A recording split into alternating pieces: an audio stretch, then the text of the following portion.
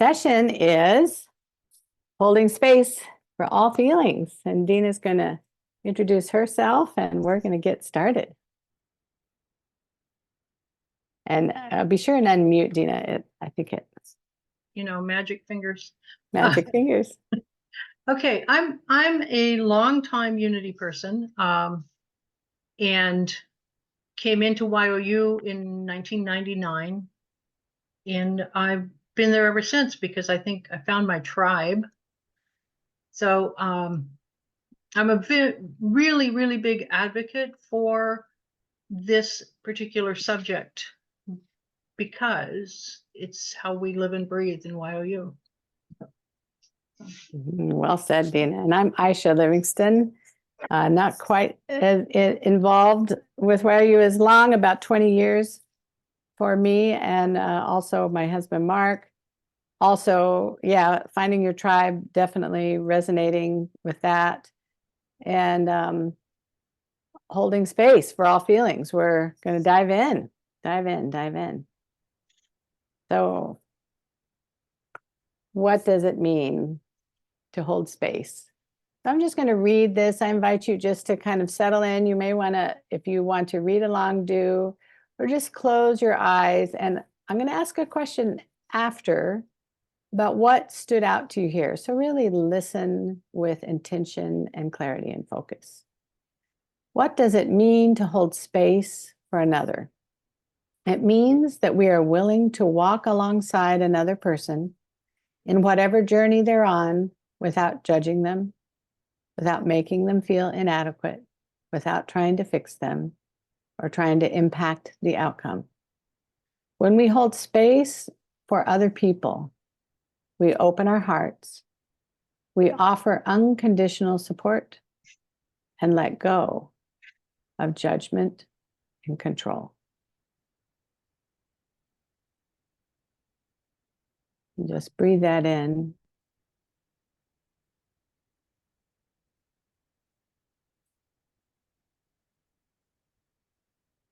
And I would just like to invite a few people to share what stood out to you. Was there anything new? Was there something that you really resonated with? What stood out here?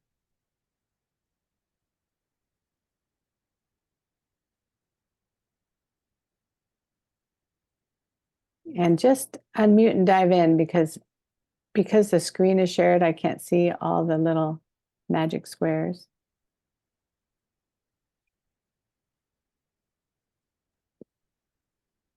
I can share. Okay. I love this. I mean, it's beautiful, and it really expresses that it's about being there, just being there, no judgment, just being love, just showing up and holding that space. I love that. That is beautiful. Mm-hmm. And it came from, well, tinybuddha.com. They share a lot of fun things. But if you look up Heather Plett, Plett, she has a whole lot about holding space. So if you want to look more about what she has, yeah, she's got the next one too. I love that, without judgment. Like, you don't need judgment. All right. Uni in Greensboro, do you have something you'd like to share? I see you're unmuted. Nick. Yeah.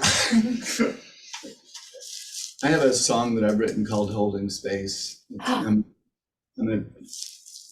wrote it originally for a supervisor of mine who was leaving where I was working. And then it kind of became, during the pandemic, I've had a couple friends die, and so it's kind of become a place of honoring someone, but also holding space for the meaning of that relationship with the person who died also. Oh, so beautiful. Do you have that recorded somewhere that you could share a link in the chat? Not at this moment, but I have some recording I'm getting ready to do this year, so it will be. Oh, that'd be awesome. And we could probably disseminate it with our network. We're going to have a way to stay in contact and continue to grow this beautiful community. So that sounds like such a gift. We would love, love, love to hear that. What a beautiful gift. Thank you.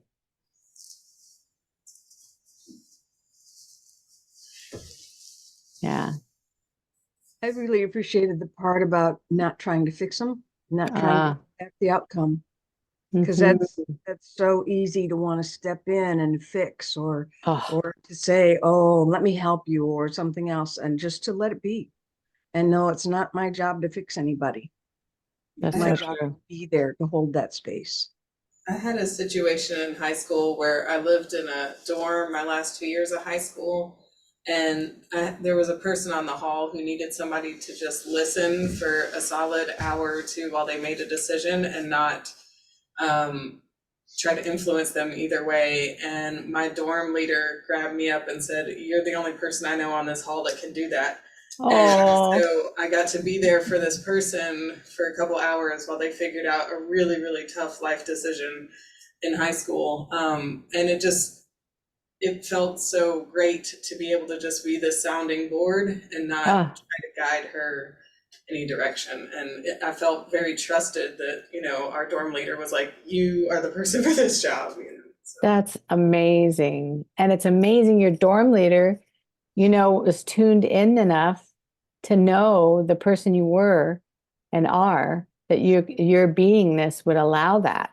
It must come through really clearly in who you are. So that's so beautiful. Thank you for sharing.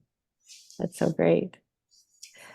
All right. I think we're gonna, oh yes, one more. Go for it. I see a little head in the corner. This is a separate thing on what I like about this process is there's this therapist called Stephen Glenn. I don't think he's alive anymore, but he talked a lot about, especially with kids, to be non-directive. Mm. If Yes. if you over-direct a kid, eventually they're going to become very rebellious. And imagine how that's affected society. But yeah, to be non-directive, it allows them to participate. And long story short, to develop reciprocal empathy, which is a lot more than just empathy when it's only one person doing it. Mm-hmm. That's a great point. And it's something that something you mentioned just now, the non-directive in YOU, like in most heart agreements that we create in family group or even, at the chapter level, is right to pass. And so it's not like it's coming to you. We invite you to step out of your comfort zone, but you have a right to pass. And so that's a great reminder of the non-directive, because sometimes we feel like, okay, I've asked you this question and it's in your own best interest to answer me. Doesn't go well. Anyway, thank you for that. All right, we're going to go to the next one. This is Dina's. And this is true for all of us. Again, another Heather Plett saying, often the hardest thing about holding space is that it can feel like you're doing nothing. And for those of us who really need to fix things, that's really difficult. However, what we know is that the support is more important than the fix for most things. Anybody else have that sense of that? I lost my gallery. There we go. Yeah. Okay. Yeah. So let's move to the next one. Well, I wanted to tell that story about the little boy. The story. I forgot about the story. Yeah, so there's a true little story about a little boy who lived next to an elderly gentleman who had just lost his wife. And when this little boy saw him crying, he went into his yard, climbed into his lap, and just sat there. And when his mother asked him later, "Well, what did you say to the neighbor?" And he said, "Oh, nothing. I just help him cry." So he was there holding space with his energy that you could feel, but not see with our physical eyes. But we're tuning in And this little one just tuned in and knew, like, if I just sit with you, I'm going to help you cry. And to know you have another person that's on the path with you, can hold that for you, so you're not holding the weight yourself. It's not nothing. It's a lot of something. It's a lot of something. Yeah.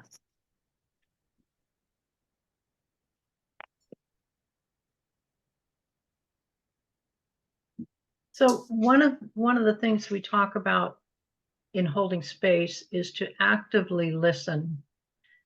That means not thinking of the answer while someone's speaking, and that's really difficult for most of us, but it is the most important thing we can generally give to people, is total attention. And of course, to show empathy, and be patient, and to validate that lived experience. We may not have done it, but to acknowledge that they've done something and it's difficult. And in all of our YOU undertakings, we need to create a safe physical space. And that has different meanings for most of us. Those that are in established churches probably have a room. Those of us that have been itinerant and do church in a box have to create a physical space in something different. And sometimes that's more difficult. Most of it is our attitudes about the space we're in and the people that are in it that creates that safe space, though. Because we could do it in a tent or a motorhome. You can create a safe physical space just about anywhere. You need to establish clear boundaries, because one of the things I've learned from teens over the years is they want to know where the edge is. They're going to push, but they really want an edge to push on. And that's part of our gift to them, is to provide them with a boundary. And to foster a sense of community and create bonding in your group so that they support each other as well as you support them, is a gift to the rest of their lives also, not just in the church setting, but when they're out in the world. And providing resources, I get as many or more from the youth as I provide. They're pretty resourceful and intuitive.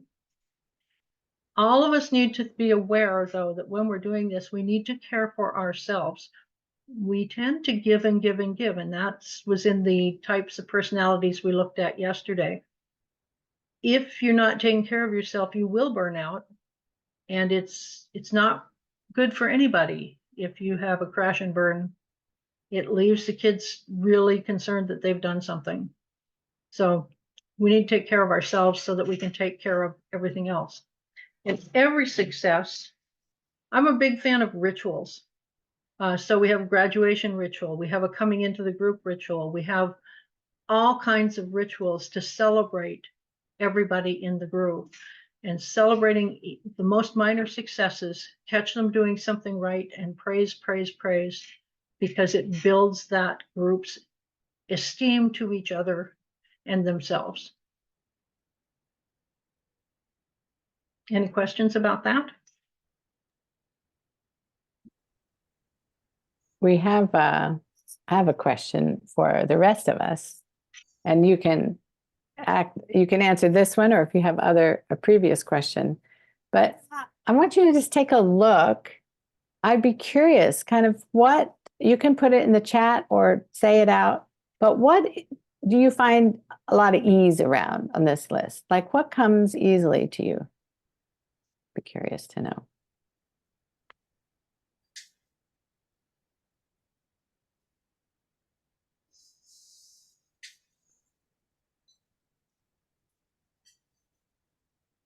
I would say celebrate success. It's pretty easy to, I'm a natural cheerleader, so that part is certainly easy. Awesome. Love that. Yeah, the little successes. And sometimes it takes someone on the outside seeing it to celebrate it, because if you're down in the depths of the muck, you can't see it to even call it forth. Anyone else? What do you have ease around on this list? Yeah. Is the empathy. think that's probably my easiest one. That's beautiful. Beautiful gift. Why they chose you to sit in the hall. Yeah. What about any of the others? We've gotten a couple. Listen actively. Kay said provide resources and validate feelings. That's amazing. That validating feelings. We were talking last night after the meeting. We were at Uni Village quite late, till like midnight. And we were talking about, there was kind of a wave that went through the YOU that from the alumni that felt like we didn't actively address. It was kind of this. They talked about it in a different way, but I think we sometimes confuse, when we say words like "I'm so stupid" or something, and then we encourage people to rephrase and use positive I am statements.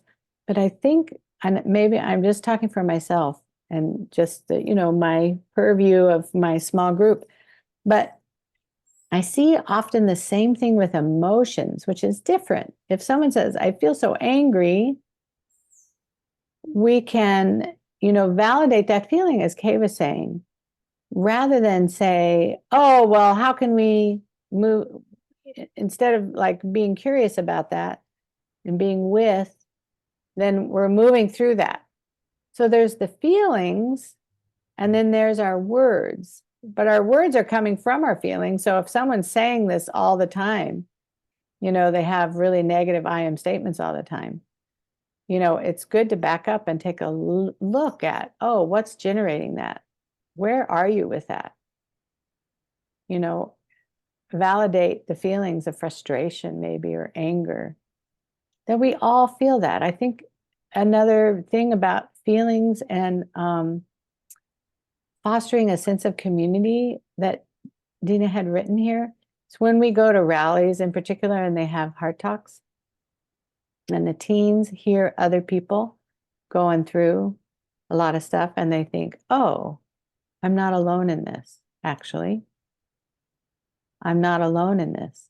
So that sense of community comes together. So you don't feel like the odd person out and there's something wrong with you and you alone, like you're there. Anyone else? Yes, Uni in Greensboro. Oh no, I was scratching my head. Oh, it's like an auction. It's an auction. You scratch and you're it, you just bought this highly expensive glass. So also, okay, so on this list, there's likely some things that are on the edge of comfort, something that you may shy away from. So this is in good old YOU style. What's a stretch for you? What have you found on here? What's like, ooh, yeah. Really raising a hand this time. So the last two were kind of the hardest for me, and I'm trying to retrain myself. I have an old school paper calendar, and I put stickers on there on the days I felt I was really successful managing my anxiety. And so that's a new thing that I'm trying. And with the self-care, I'm trying to like write in my schedule book specific things that are self-care. Wow. So those are two ways that I'm trying to build those things up, but I know those are the two that get left by the wayside the easiest. Wow. And you know what? Such consciousness on your part to see it and then put something in place. Like, I really think that's 75% of the way there.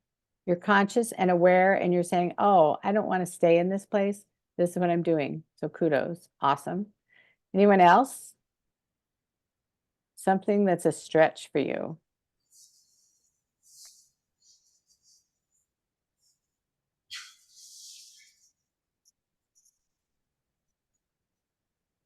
Or, that you might do, but it's not comfortable, or it feels.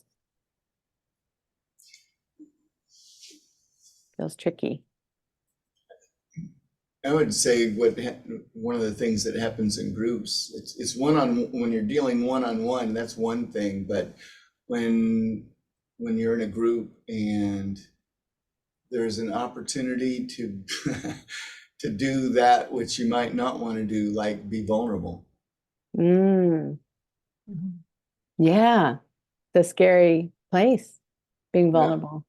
Yep, 100%. And you know, when the adult can be vulnerable in appropriate ways, like we're not sharing details of our lives that are not, why are you appropriate, but just vulnerable and talking about your feelings. And that's really awesome.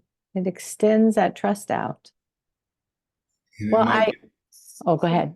And it might give permission to other people to also be vulnerable. 100%. Yes, yes, yes. Absolutely. Great, great point.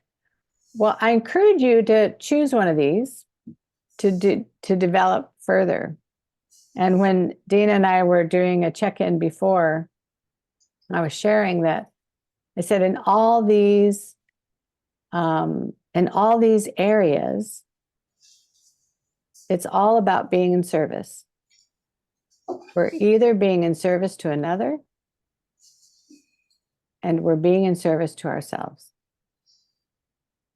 So if for me, an edge that's difficult sometimes with people who are a little more volatile, I would say, is establishing the clear boundaries and holding to them, even when it means like, wow, this is hard.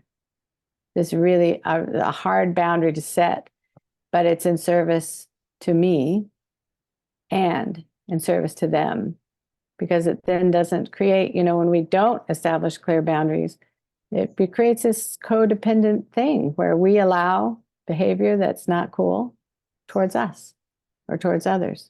And so thinking about establishing clear boundaries in our chapter, loving clear boundaries, what do they look like? You know, but it's so choose one. I'll just leave this up for just a moment. Just choose one. I invite you and to develop further. And remember, that's where you're being in service. You have anything else you want to add, Deanna, to this? No, you did great. Oh, so did you. These are all Deanna's wonderful, wonderful notes. Okay, some of you may have seen this. These are called the things without, the little things. They have no arms and no legs. I have a sad. Are you looking for solutions or comfort? I love this. I would like to be angry, then sad, then comforted, then adventure for solutions, then giggles. And then the other one says, let's start. What stands out to you in this one?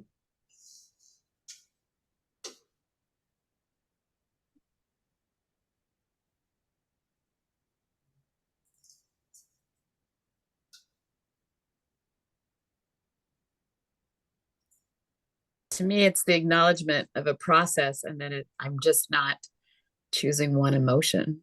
I'm flowing through many emotions to get back to, well, in this case, the giggles. Good place to go back to. That's great, Grace. Thank you.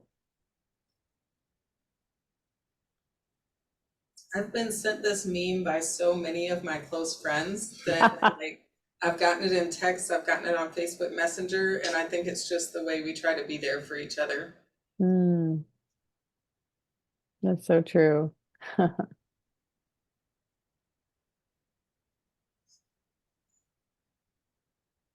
I think this is in the beautiful land of if we did all the things that were in the previous slide that Deanna had written about. You know, having empathy, listening actively, not trying to fix, not judging.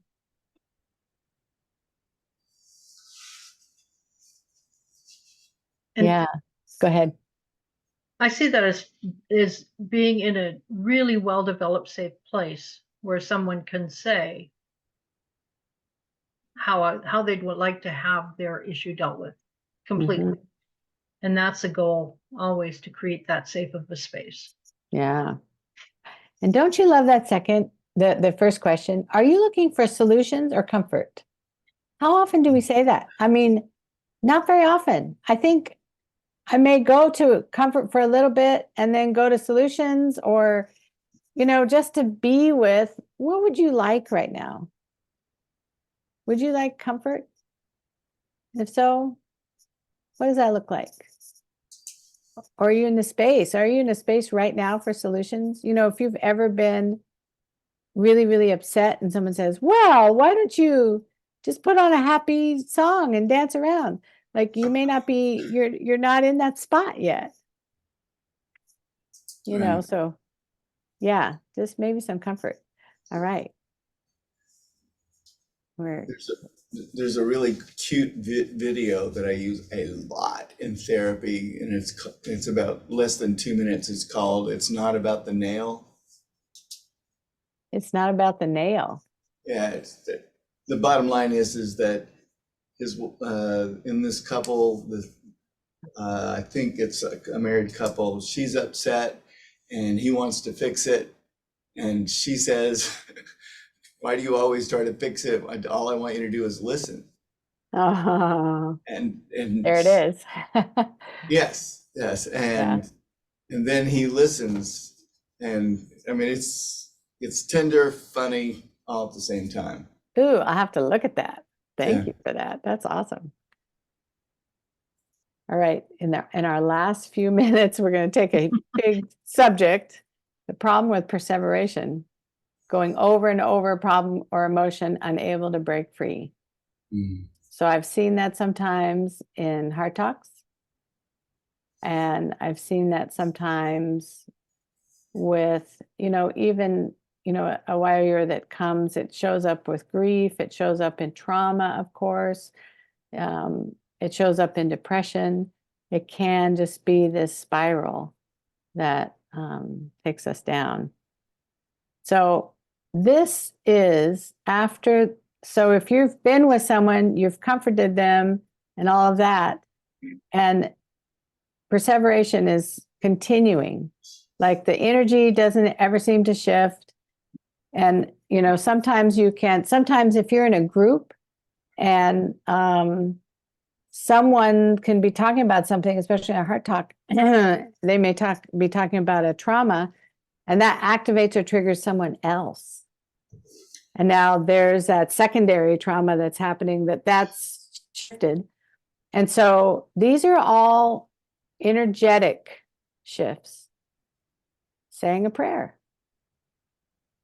Going into a meditation, even a short little thing with heart coherence, and I'll put a link. Many of you know that from Heart Math, but focus on the heart.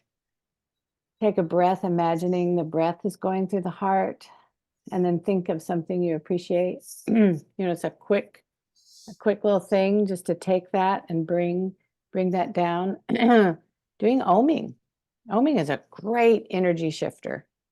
And there's no words, so there's nothing you have to do except you're making that noise. And sometimes that's a go-to. If there's anxiety or anxiousness or anything in the chapter or something happening, it's like, okay, break for an Om. Then sometimes that opens the door. Singing a centering joy song, like I'm opening. And then if there's anger involved or things like move, shake, jump up and down, walk a labyrinth, go for a swim, go on a hike, these are all things you can be with someone. And finally, Deanna's going to finish this out. The point of this is, I will not rescue you. You are not powerless. I will not fix you, for you are not broken. I will not heal you, for I see you in your wholeness. I will walk with you through the darkness as you remember your light. This is the optimum, because we do not want people to sink a stake in a path that they're on that's depressive or dark and stay there. We want them to move forward because we know they can. And it's really easy to get mired with them if they do. So our job there is, again, to pull ourselves together and set our boundaries and help them move forward, not stay in their asseveration. Did I get it right? Perfect. Thank you all for listening.